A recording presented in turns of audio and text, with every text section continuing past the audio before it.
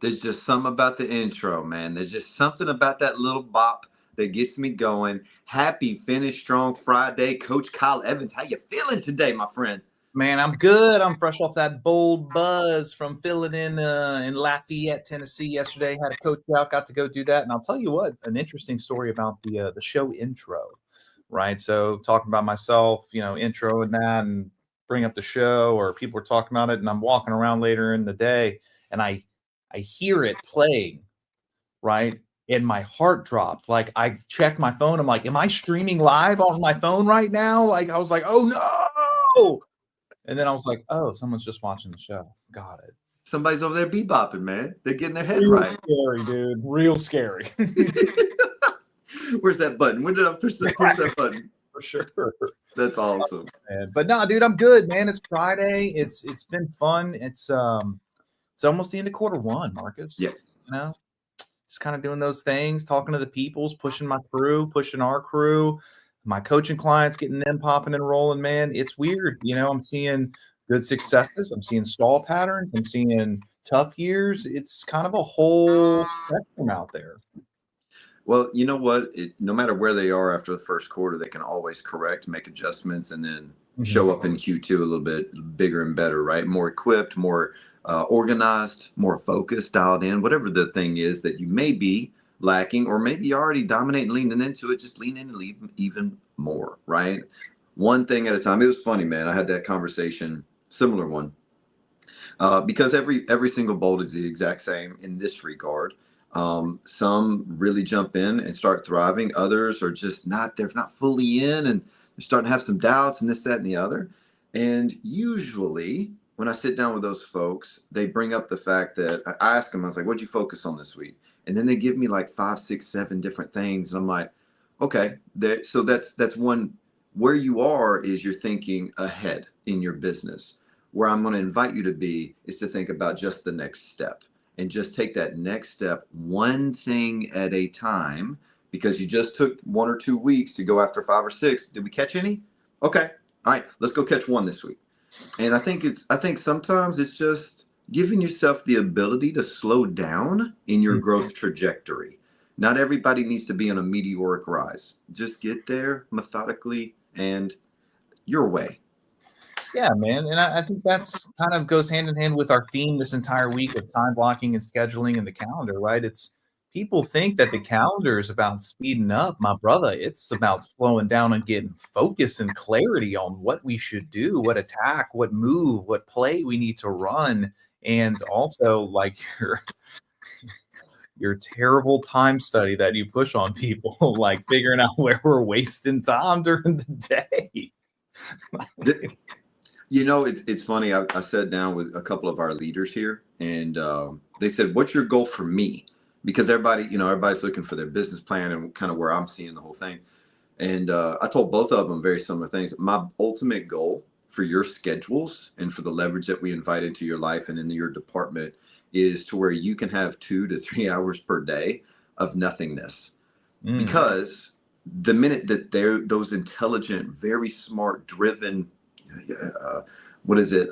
dreamer of a mind, when we give them that time and that fuel to really let that muscle flex even more, they're going to come up with things that if they had implemented 2 years ago, we'd be triple the business, right? But they just are so busy that they don't have that opportunity yet. So that calendar and the time audit, man, it's simply finding out what's not serving you.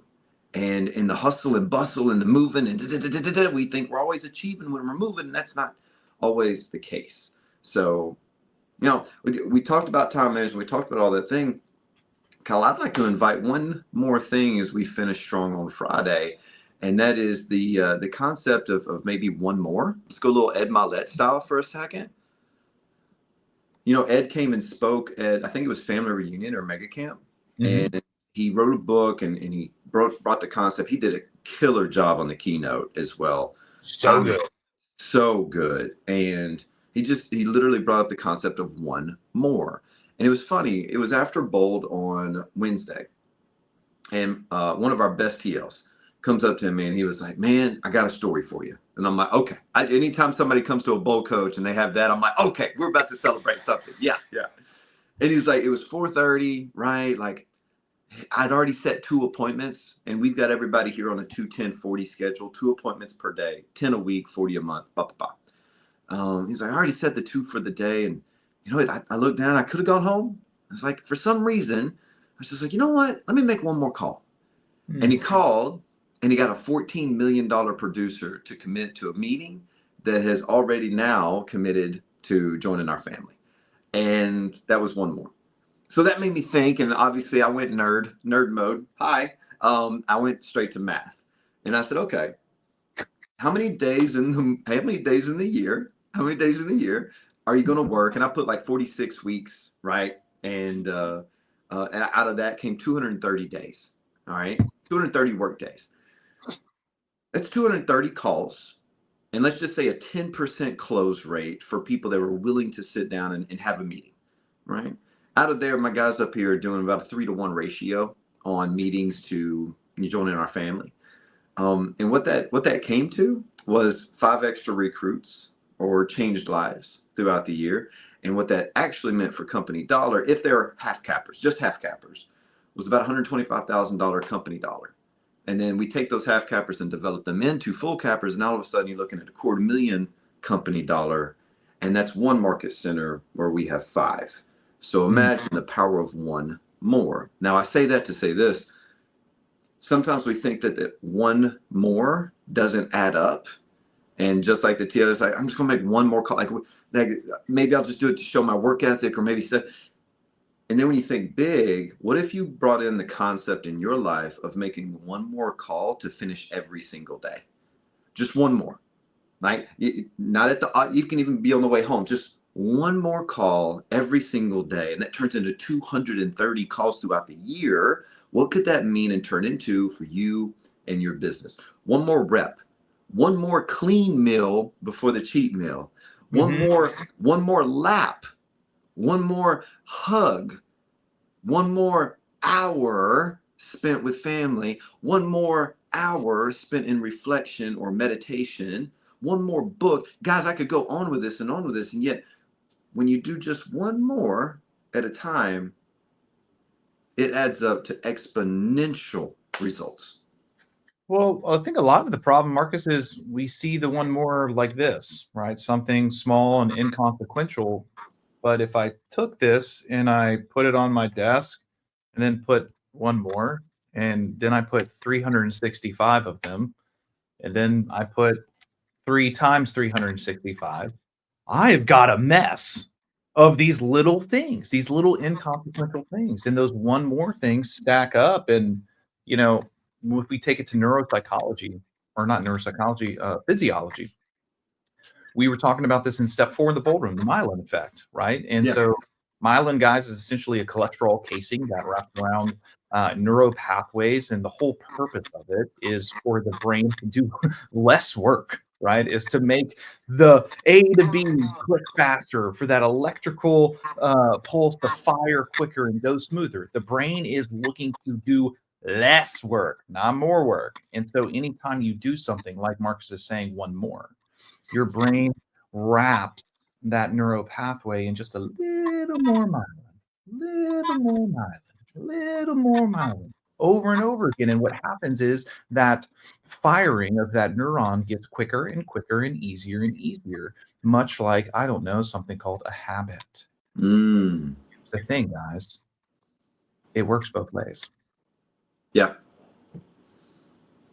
It works both ways. So what habits are you building? Is it the one more thing? I love it, because one of the things Marcus has told me, and I've seen it show up, is when you get into that and you start to be the one more person, don't be surprised if it turns into 2 more or 3 more, because the body in motion stays in motion, right? Like that's where the true momentum actually begins to build, and you start making decisions differently, because internally you start to identify as a different person. Well, and you know, it's funny. You said it, 1 turns into 2, turns into 3, maybe turns into 4. The effort to do the one extra thing, that one more thing, will be heavier than when you actually are doing four more because of Ooh. momentum and habit. So it goes back to how you don't have to stay disciplined for such a long period of time. Gary wrote this in the one thing. You just have to be disciplined long enough to where that myelin effect takes place, aka habit. And all of a sudden, then it becomes so easy from our interpretation of our mind. It was always easy. It's the interpretation now. We've proven it. Like this, this is good. Let me do two. I can do two. I can do four.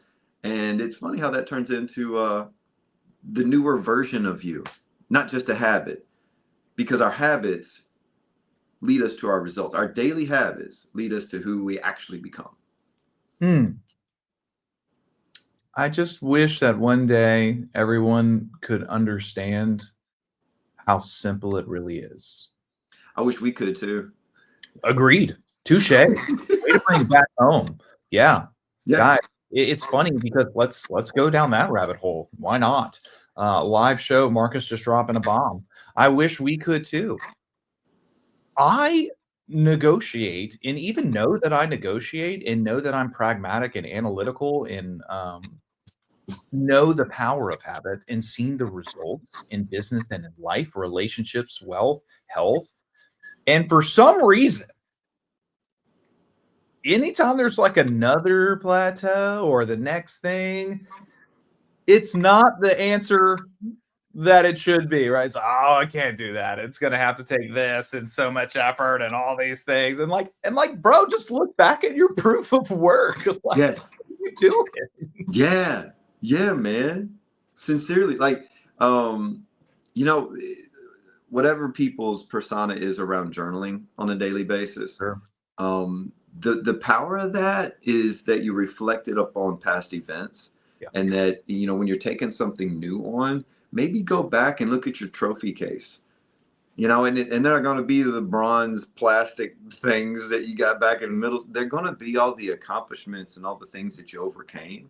And if you can go back and kind of read on certain days where you really caught momentum or that habit or something, and if you get really purposeful, like, man, I did this today, and this is how it feels to overcome that little speed bump, hurdle, mountain of an obstacle, whatever, however big or small.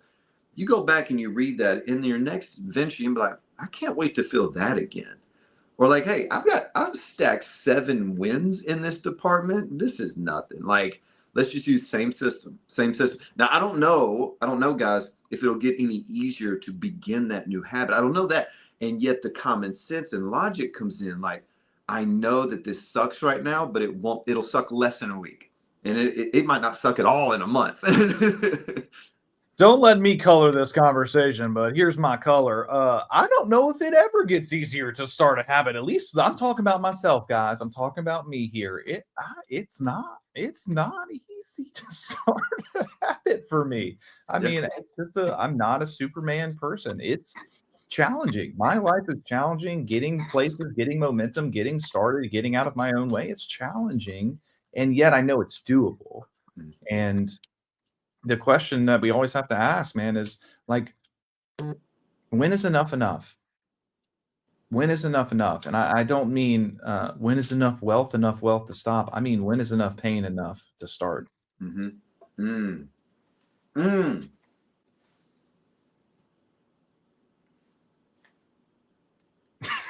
Power in the silence right there. Just let that marinate. We went hard, bro, in the room yesterday. Like, we ended with, talking about failure. And, bro, I was just spitting fire about, I am so passionate about failure and just the idea that we have and how negative it is and why it just keeps us all stopped. And guys, like, the reason we come on this show every day and talk about mindset a lot, and like this week talked about small tactics that you can implement in your calendar and in your time and in your life, is because I know how much we all struggle with failure, and I know how much we don't need to. If failure is the strategy to succeed, we should celebrate failure every time it shows up. Man, I did terrible in that listing appointment. Mm-hmm. And now I know that I never do this, this, and this again. I can't wait to go on my next one and show what kind of improvement versus what that show just looked like. Yeah. I didn't wake up this morning. Okay, what was the roadblock that kept me from waking up? What did I do the night before? Did I not set an alarm? Did I not have things set out to where the minute I woke up, it felt like a job as opposed to an opportunity? Like just reflecting upon all these failures, man. And it was so funny because you teach it and then you go internal and you really think about your life and the basic concept of no one has ever succeeded their way to success. Mm-hmm. And I sat there and I read that a few times and it's basic words. It's a basic sentence. Then I started thinking about, is this right? Like, have I never succeeded just from momentum and success? And I literally could not identify a single time. No way. Like, dude, personal life, sports, growing up as a kid, business, friendships, relationships. Like, there's not a single one where I didn't fail, get better, get back up in the game and one up it. Here's the great thing though. Every time I failed and fell short though, when I came back, it was another level up. Mm-hmm. It usually wasn't the baseline I was going for initially. It became even better. I love these shows, Marcus, because sometimes we start out with a theme or an idea of what we think we should talk about, and then we talk about what me and you need to talk about. Yeah, sometimes. Right? Yeah. Like the failure thing, and I'm glad we came down here because me and Marcus, guys, we've been resonating with a quote, and it's everything you learn late in life, teach your kids early. Mm-hmm. And it's like failure is that one thing. It's like, man, what is your relationship with it? And we spend a lot of time talking about that in my house. Like, hey, okay, cool. What'd you learn? Yeah. You still here? You still breathing? Still got 10 toes? Like, cool. What are we going to do about it now? And we just start changing the dynamic. It's not a negative thing. It's just a thing. And I trust that that's going to show up for my spawn in a great way over their life. I just think it's going to be great for them just having a different frame. And it's not, and that's the thing, bro. It's not this like super difficult thing to do. It's a simple reframe. It's just a simple, different conversation around the topic that changes everything. It's not this magic wand. I even went back. It's funny. It's funny they said me and Marcus are both marinating on this. Guys, we never once talked about that quote, and yet I saw him drop it, and then I dropped it. So we're bros up. Like it's like, well, okay, we know you're resonating. I'll talk to you about it soon. And that even hit me, man. I played basketball for the first time, and like, are you okay? No, yeah. So sore. And I'm sitting there, I'm playing basketball, and I'm just by myself. It's 5:30 a.m. in the YMCA in New Canaan, Connecticut, right? And I go back mentally to high school, and I'm thinking about all the things that I've learned since, right? And I go back, and the mentality that I had with practice or in the games, I was never the top scorer. I was the defense and hustle guy, right? Like that dude. And I remember almost every shot that I took, because I wasn't designated as the shooter. Mm-hmm. Every shot I took, before I shot it, I was thinking, oh my gosh, I hope it goes in. Oh my gosh, I hope it goes in. Right? Like and maybe every shooter is hopeful it goes in. Please. Right. And I'm sitting there going, I was so afraid of failure back then that I wonder how much that fear actually kept me from being the best athlete. Is instead of embracing, okay, you missed a shot, what do you do next? What's your improvement? What are you going to do behind the scenes? And so on. And inviting that concept into your kids' lives as early as possible. And there's going to be one thing, I'm going to put in my parenting, my version. Just an opinion, have no idea what I'm doing here, and just sharing. I was told, oh, you're just so amazing. You're great. You're so and that's great. I love the positive encouragement and the reinforcement. And yet when I got into the real world, they didn't think the same thing. So to me, I'm going to love my kids, pump them up, give them that confidence in the whole thing. And I'm also going to be real with them and say, hey, you're great because of your work ethic. You're great because of your commitment to it. And yet those results were not great. Would you like to get different results? And if so, let's put the plan together and do so. Because I think if you're told you're great, you're great, you're great, and then it's 18 years later and you get out into the real world and you're like, hey guys, I'm great. And they're like, who are you? Yeah. Right? Are you? Prove it. I love the question that you asked too, and it's a nuanced one, but it's an important one. It's okay. Do you want different results? Because where I think we go wrong as parents, as leaders, as us talking to ourselves, is some idea that we have to achieve X to be successful or happy or whatever. No. And I have to always consciously check myself when I'm coaching is like, hey, am I trying to make them build a great business in my mind? Or am I making sure that I'm honoring the great business in their mind? If you tell them what to do, you become the CEO of their business. That's right. If you ask them what they want and then help them go after it, they are still the CEO. Same thing for our kids. If you tell them what to do, they're going to be living your version of their life. Invite them to own it themselves. Here's the great thing. If kids start making decisions on what they want early in life, and even with your help of reframe and just the approach, this, that, and the other, the earlier they adopt that, the sooner they find out what they actually do want in life. And they take control of that. In my opinion. Sure. No doubt. And it's like, and then it's like, hey, okay, yeah, I do want different results. And then you ask the question that we all have to ask of ourselves. Okay, great. Now, what are we willing to do about it? There's a famous receiver, Julian Edelman, and his dad, he was always a hustle guy, right? Not the biggest, not the strongest, not the most talented, just a hustle guy, played in the pros, won a couple rings. And his dad, when he was growing up, would always ask him this question whenever he would get back from practice. He said, hey, did you beat those other 3 guys today? What 3 guys? The ones who are coming for everything that you want. The ones who are going for the same spot that you are.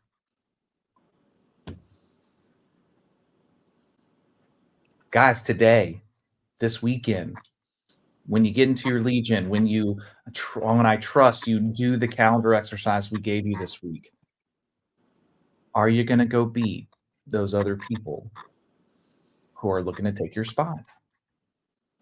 Yes or no? It's no black and white. It's no gray. It's just yes or no.